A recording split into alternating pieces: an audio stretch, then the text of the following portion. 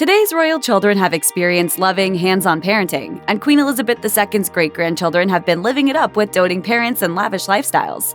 But just how luxurious are their lives? Let's take a look.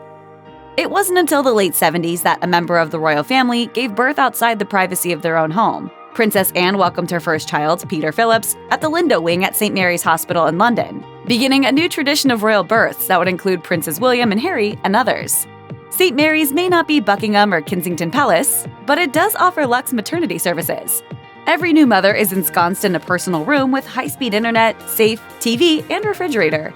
And forget about hospital-grade food. The Lindo Wing has its own kitchen staff and delivers room service for breakfast, lunch, and dinner. Mothers even receive afternoon tea on a 3-tiered china cake stand. When Prince Harry and Meghan Markle welcomed their first child, Archie, they opted for the Portland Hospital instead, which may be even more posh. The maternity hospital reportedly serves lobster, foie gras, and champagne, and can cost as much as £500,000 or about $652,000 per stay. Coming home from a posh hospital isn't so bad if you're returning to a palace or stately house. Prince William and Kate Middleton's royal children live with their parents at 1A Kensington Palace.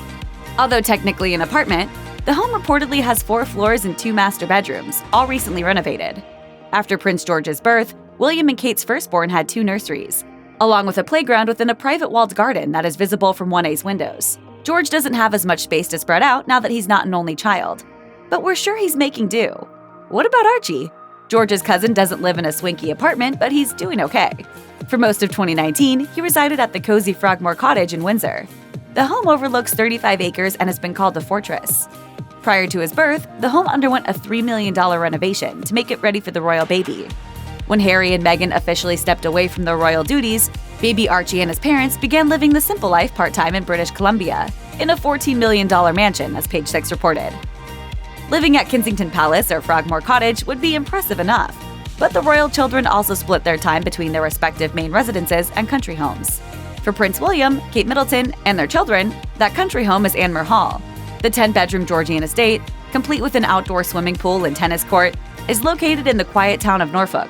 William and Kate once lived at Anmer Hall full-time, but relocated to Kensington Palace in 2017, due to William's increasing responsibilities within the royal family. These days, Prince George and Princess Charlotte are thought to spend their school breaks at the estate, along with their parents and younger sibling Prince Louis. Archie and his parents, Prince Harry and Meghan Markle, often spend their downtime in Oxfordshire, in a 4-bedroom 18th-century farmhouse-turned-home set upon 4 acres. The massive estate has incredible views, but is luxuriously private, set in a geographical bowl to keep away from prying eyes. While the royal family could no doubt afford the best of the best for their little ones, others also enjoy gifting presents to the royal children, and some of those gifts are shockingly expensive. For example, President and First Lady Nieto of Mexico gifted Princess Charlotte a genuine silver rattle after her birth. For her first birthday, Charlotte was gifted yet another rattle, this time an 18-karat white gold one accented with rubies, sapphires, and diamonds. The Natural Sapphire Company valued the present at £30,000, about $39,000. Among the other gifts the new princess received were a set of silk figurines from President Xi Jinping of China, and a rocking chair from former United States President Barack Obama and First Lady Michelle Obama. Even royal birthday cards can be pricey. On Prince George's first birthday, he was presented with what the aviation management company Hangar 8 believes is the world's most expensive birthday card. The company had one of its aircrafts painted with the happy birthday message, which was estimated to cost £120,000 or about $156,000.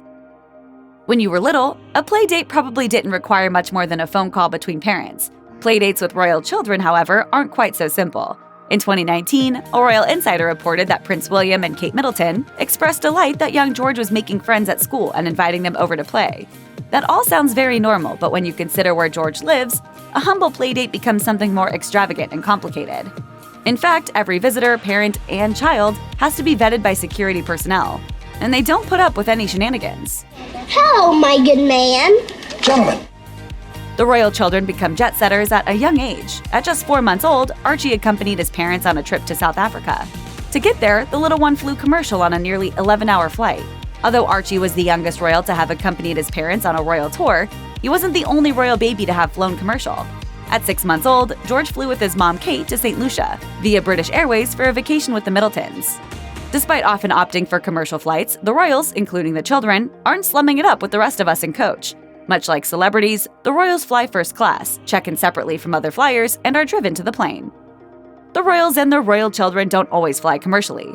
Prince Harry once said that he uses commercial airlines 99% of the time, but sometimes there are exceptions. Occasionally there needs to be an opportunity based on a unique circumstance to ensure that my family are safe.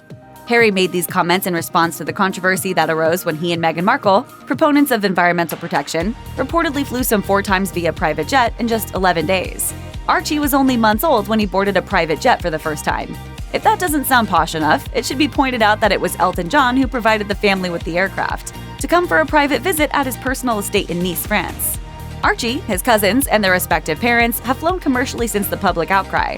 Harry admitted that there may be need in the future to use a private plane, but he'll work to balance that environmental impact in other ways. Being born royal means that you are entitled to attend the annual Trooping the Colour. The royal family site describes the Trooping the Colour event in detail. Over 1,400 parading soldiers, 200 horses, and 400 musicians come together each June in a great display of military precision, horsemanship, and fanfare to mark the Queen's official birthday. The website goes on to say, "The streets are lined with crowds waving flags as the parade moves from Buckingham Palace and down the Mall to Horse Guards Parade, alongside members of the royal family on horseback and in carriages. A ceremonial flyover marks the end of the celebration and is watched by members of the royal family from Buckingham Palace balcony. While members of the public can watch, only members of the royal family are permitted to stand alongside the Queen. There is also a strict no ring, no bring rule. This space is designated for family, by blood or marriage only. The Queen's birthday celebration is also a rare occasion that young royals are allowed to attend very early in life. Prince Louis, for example, was just 1 year old when he attended. Although the royal children often wear ready-made clothing, which often sells out immediately after being identified, and even hand-me-downs, it's thought the little ones also have a wardrobe consisting of custom-made and boutique outfits. Small Spanish boutiques are reportedly preferred by Kate for her kids, for example. At their Aunt Pippa's wedding, Prince George and Princess Charlotte wore custom outfits designed by Peppa & Company. The brand's designer, Peppa Gonzalez, said, "Our designs were intended to blend in with the lovely setting for this quintessentially English and traditional wedding. The beautiful colors Pippa had carefully chosen for her wedding were so important to us when designing those pieces." Charlotte's full ensemble ran about $600, which is closer to what the average American bride spends on her own wedding dress. Part of what separates members of the royal family from members of the public are their titles. The royal family's official site dictates, "On presentation to the Queen, the correct formal address is Your Majesty, and subsequently Ma'am, pronounced with a short A as in jam." For male members of the royal family, the same rules apply, with the title used in the first instance being Your Royal Highness, and subsequently Sir. Female royals are to be addressed as Your Royal Highness and subsequently Ma'am. You may think of these formal titles as being used to address adults, but they are actually assigned at birth. After royal children Princess Charlotte, Prince George, and Prince Louis were born, they were given the titles of Her Royal Highness or His Royal Highness, depending on the child's sex. Unlike his cousins who are closer in line to the throne, Archie was not given a royal title. However, you will notice a title in front of his name. In lieu of a courtesy title, royal expert Emily Andrews tweeted after his birth that he was to be Master Archie. When Princes William and Harry were young, they set a precedent for future royals by becoming the first to attend nursery school. When William had children of his own, he and Kate Middleton decided to enroll their firstborn George at Westachur Montessori School when he was 2.5 years old. When Charlotte turned that age, she too began attending school. Since the family had relocated to London by then, she was enrolled at Wilcox Nursery School. At the same time, George switched to a London-based school, Thomas's London Day School, in Battersea. In September 2019, Charlotte joined her brother there. This school isn't just your regular run-of-the-mill institution, though. The independent school for children aged 4 to 13 costs from £19,287 to £21,786, or between about $25,200 and $28,500 per year. The tuition covers the cost of a strong music department which facilitates over 400 individual lessons a week, as well as a professionally led drama department. Being born into British royalty doesn't mean having an innate sense of royal conduct. That's where etiquette training comes in. Royal etiquette expert Micah Meyer said, "Prince George and Princess Charlotte's etiquette education likely started as soon as they could attend events with their family.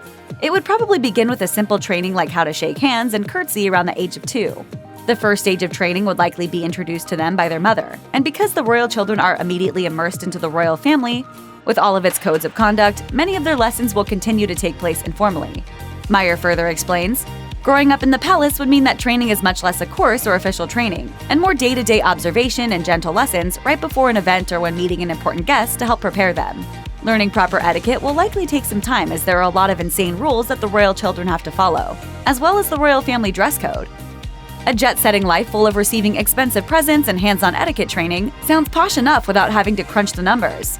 But let's take a look at those numbers anyway. It will likely cost Prince William and Kate Middleton $1 million to raise Prince George, which is over $630,000 more than the average parent in the UK. With their additional 2 children, these parenthood costs may reach as high as $3 million. Likewise, Prince Harry and Meghan Markle could be looking at $1 million to raise Archie to adulthood. Despite costing their parents a pretty penny, these little royals are worth a lot to the British economy. Experts have valued royal children Charlotte and George's annual contribution to the UK economy at £101 million, or $132 million, and £76 million, or $99 million respectively. Immediately after Prince Louis and later Archie were born, they too began adding millions to the economy. By 2018, Prince George was worth around $3.6 billion to the British economy, whereas sister Charlotte was worth $5 billion. Check out one of our newest videos right here, plus even more list videos about your favorite stuff are coming soon. Subscribe to our YouTube channel and hit the bell so you don't miss a single one.